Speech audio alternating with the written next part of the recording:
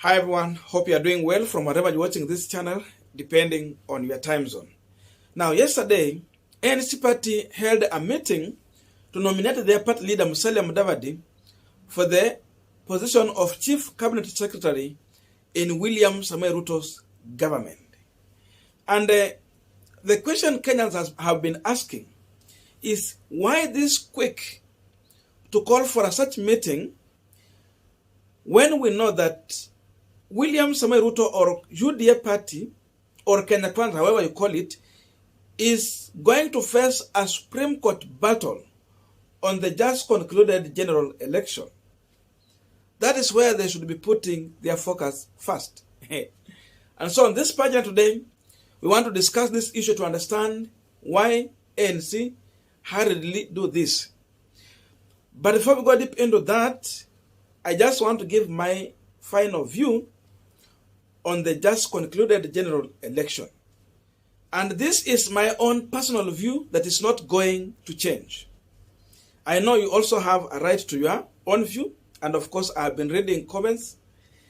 And I always respect all my subscribers, all my viewers, and their own view is always welcomed. But this is my stand. The handshake between President Uhuru Kenyatta and Raila Odinga had two things to face. Number one, the handshake was supposed to bring peace in this country, of which we can say it achieved. Tick. Number two, the handshake was supposed, or it was meant to make sure that this 2022 general election is going to be free, fair, and verifiable election. Because NASA and Raila Odinga still believe that in 2017, they were rigged out. And of course, that is what encouraged the handshake. So, this election has failed to deliver free, fair, and verifiable election. Uhuru was not supposed to help Raila Odinga to compile case and take it to Supreme Court. Because we know that Raila Odinga had the capacity to do that in 2017. And we know how it was ruled. So, in my own view, something has failed somewhere to deliver what we exactly expected through the handshake. Because all of us understand that in this country, people have got to power through a backdoor or through rigging. And that is exactly what the Azimio la Umoja supporters believe to have happened in this election. So I believe that the president or someone has failed somewhere in delivering the full package of handshake to Kenyans. Back to our discussion. Now, the question Kenyans have been asking on the ANC party.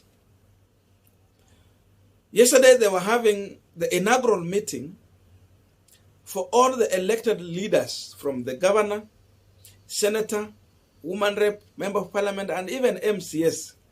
That meeting was chaired by William Ruto. And earlier before that meeting, ANC had already held their meeting to endorse Musalia Mudavadi. So the question was why? And this is what they shared on their Facebook page. We just want to go through it. Then we will see. The ANC, the Amani National Party, has nominated its party leader, Honorable Musalia Mudavadi, for the appointment of the Prime Cabinet Secretary. In a special meeting by the party council Beirut held Wednesday, the council anonymously nominated Honorable Musalia Mudavadi for the position. The new position to be created through an executive order was agreed upon by the founding party member of Kenya Kwanza in an agreement signed by President-elect William Ruto of UDA, Moses Wetangula of Ford Kenya, and Musalia and Mudavadi on behalf of the ANC party, if the alliance win the 2022 general election. The meeting called by the party Secretary General Simon Gakuru was vision held. Now, after that meeting, because they shared, when they went to the inaugural meeting, William Ruto assured Musalia Mudavadi of the Prime Minister position. Listen to him shortly. Oh, we have the earthquake himself. Wapi makofi ya earthquake? That is the man who started the earthquake. Yeah? The party leader of ANC,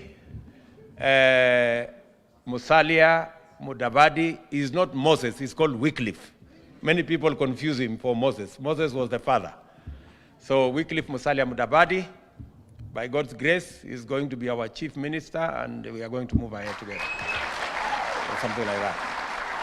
So now we are continuing with our final discussion, but just a quick request. You might be watching this channel, but you're not yet subscribed. So my humble request, please consider to subscribe so that another time, once we release a video like this one, you will always get notified. Again, to all our channel subscribers and anyone drop comment, I must say thank you so much for your unconditional support. Again, I'm requesting you to give this video a thumbs up so that YouTube can recommend our videos to more viewers. Back to our discussion. Now, the way the ANC party conducted themselves with such an emergency meeting, someone can easily conclude and say that the ANC party has sensed, or it has panicked, or it has sensed something might change somewhere within the leadership of UDA party. And that's why they quickly called for this meeting so that they can communicate or pass the information to William Samoei Ruto. We understand that William Samoei Ruto went to an agreement with the ANC party and Ford Kenya. That means Musalia and Wetangula, to number one, deliver 70% of the votes in Western region for an exchange of Musalia Mudavadi to be given the position of Chief Cabinet Secretary, Wetangula to be given the position of Speaker of the National Assembly, and with a package of 30% of Jubilee, of the UDA government in case they win the election. The truth of the matter is that Raila managed to get 900,000 votes in Western region. Musalia and Wetangula combined, they delivered 600,000 votes to Kenya Kwanza coalition. 600,000 votes is not 70%. Raila got more votes than William Samoei Ruto. So Raila got a bigger percentage compared to what William Samoei Ruto got in Western region. If you do your calculation, you are going to realize that Musalia Mudavadi and Wetangula combined, they gave about 40% to William Samoei Ruto. 40-45% there. And the other one, railaodinga went with. And the 70% was also supposed to be reflected in the number of elective seats. They will not focus more on MCS, but the focus is going to go more on members of parliament, senators, and governors. So far, ANC party managed to get 7 members of parliament, 1 governor, 0 senator. But for the Kenya party delivered 6 members of parliament, 1 governor, and 1 senator. So, with all members of parliament in Western region, all the parliamentary seats, they are about 56. ANC got 7. Ukiweka pamoja. That means they have not delivered 70% in terms of elective seats. And remember, Wetangula was supposed to deliver Bungoma and Trans Nzoia largely. Musalia Mudavadi was supposed to deliver Vihiga, Busia, and Kakamega. So you find that Raila Amolo Odinga performed well in those 3 counties. That means he did not deliver as per the agreement.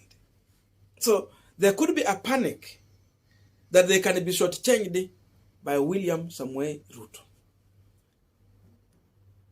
That's why they are in a hurry to make such a meeting. Because even there's an argument that Wetangula delivered more compared to what Musalia Mudavadi delivered. So Wetangula performed better than Musalia Mudavadi because Bungoma largely voted for William Samoei Ruto and not Raila Amolo Odinga.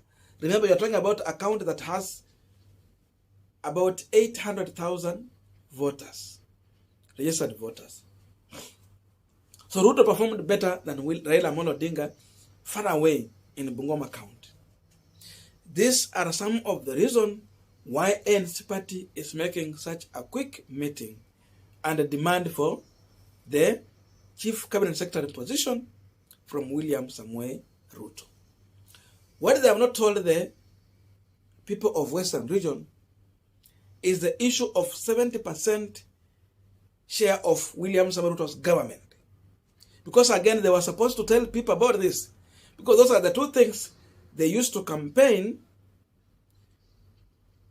in Western region. They were telling them that we are going to bring 30% of this government to Western. And then Wetangula and Mudavadi are going to be rewarded with those positions. So hii wengine hawajaambia wananchi. So just like how Kibaki betrayed Raila Amolo Odinga in 2002, after Raila delivering the presidency to him, Musalia Mudavadi could be panic of the same, because you are not sure. This is going to depend on William Samoei Ruto if he's going to give that executive order to make him a prime minister.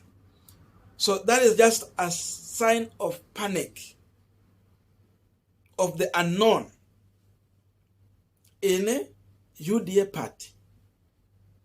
Because what ANC party was supposed to focus on is how to help William Samoei Ruto to fight the Supreme Court battle that is ahead of them. Because they are not 100% sure that they're going to form government. There's a battle ahead of them. And it is a very serious battle they have to face. So this is not a guarantee that they're going to form a government. We can have another election. We can have a rerun in this country. So they are not 100% sure. But that's why they were going that much far into that extent. But again, just in case the Supreme Court is going to uphold this election, one will appreciate that Ruto had the Mount Kenya region votes, Ruto had the Rift Valley votes. That was good vote, but it was not enough to make William Samoei Ruto a president. So the kingmaker of William Samoei Ruto presidency in this country, just in case he will become the president, it is Musalia Mudavadi and Moses Masika Wetangula. The 600,000 votes is the one that has enabled William Ruto to win that election, if really he will become a president. So, with that much, they deserve to be given their rightful position. Thank you so much for listening to me up to this far. May good God bless you and see you in our next video.